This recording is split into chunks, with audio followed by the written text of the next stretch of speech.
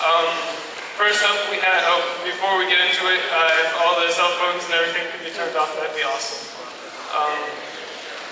First up is Elias, and introducing him to Taylor, so let's hear it for Taylor.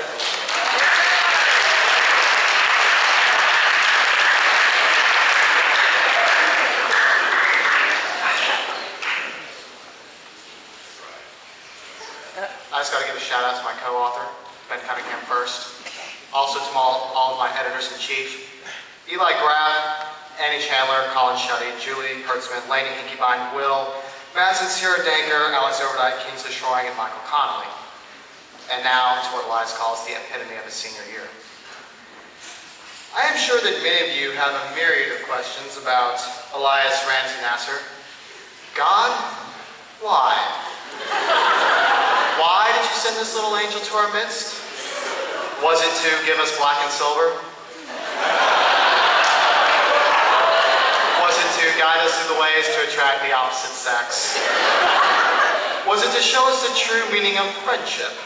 Take, for example, the bond between Lil Nas and Johnny Brown, or more commonly referred to by his Nasness as the Fro-Man. Oh yes. That bond is so strong that not even the heinous act of transferring to KCD could bring a halt to their bromance.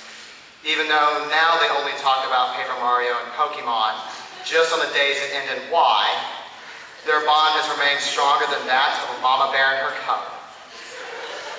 I know I am speaking for everyone that has met Big Nas, knows that his friendship is not hard to come by. His second best quality is that Elias would never hurt anybody, and truly cares about the people he is close to, and doesn't take into account their differences or things that other people may find gross.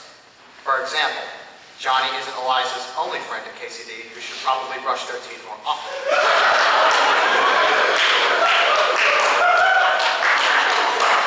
The quality, however, that I admire most is that Elias is the most persistent kid that I have ever met.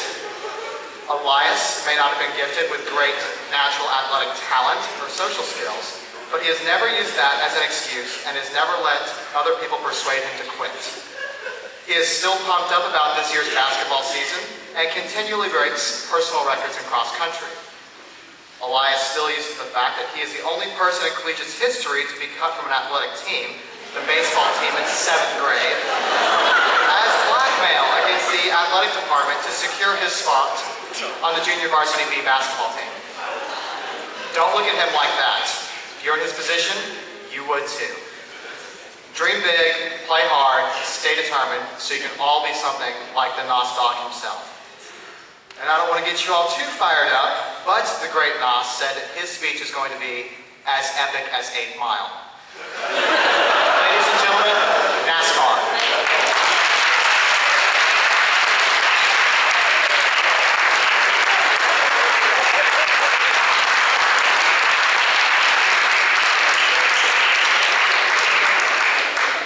Got a question for you.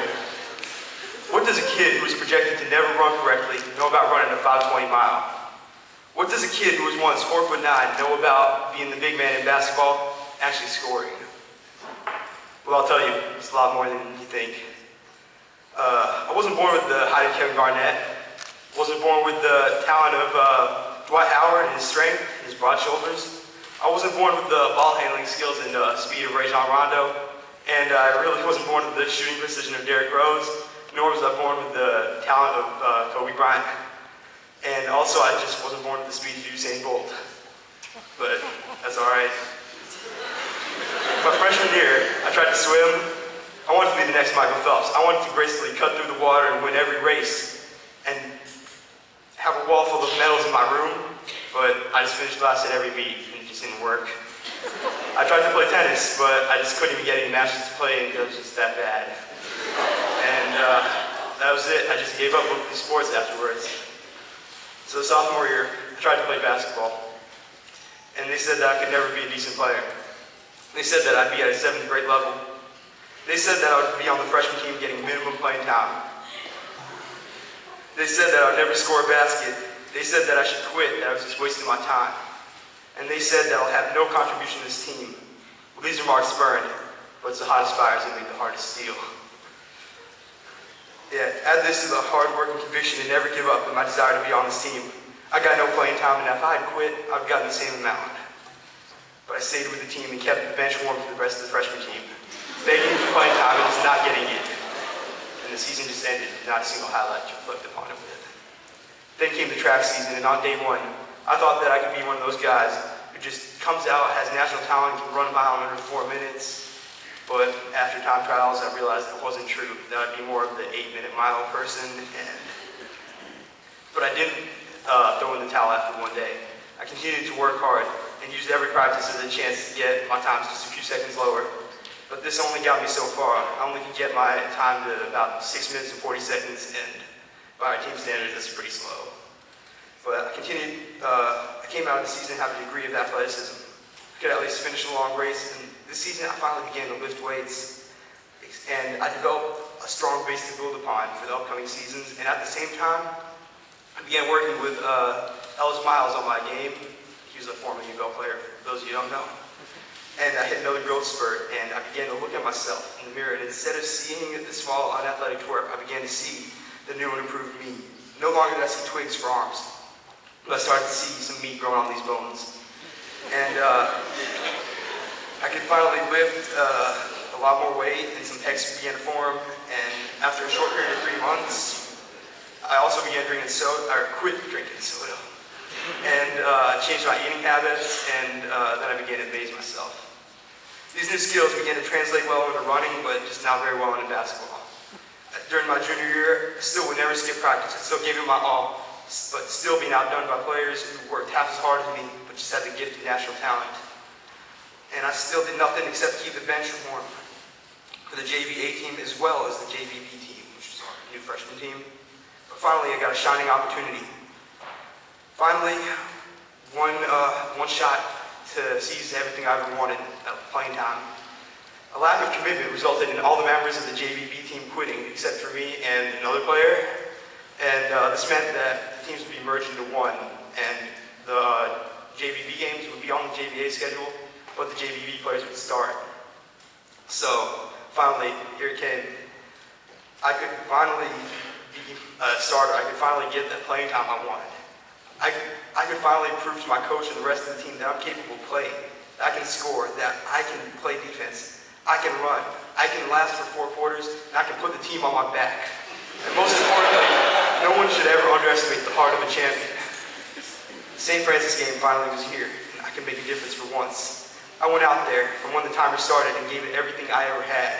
I scored, I rebounded, I defended, my stats conquered the stat book. Then the final buzzer went off, and it was over. Never again could I have another game like this, and that was it. I had some baskets at some of the rest of the games, but it just wasn't equal to what I'd done that night.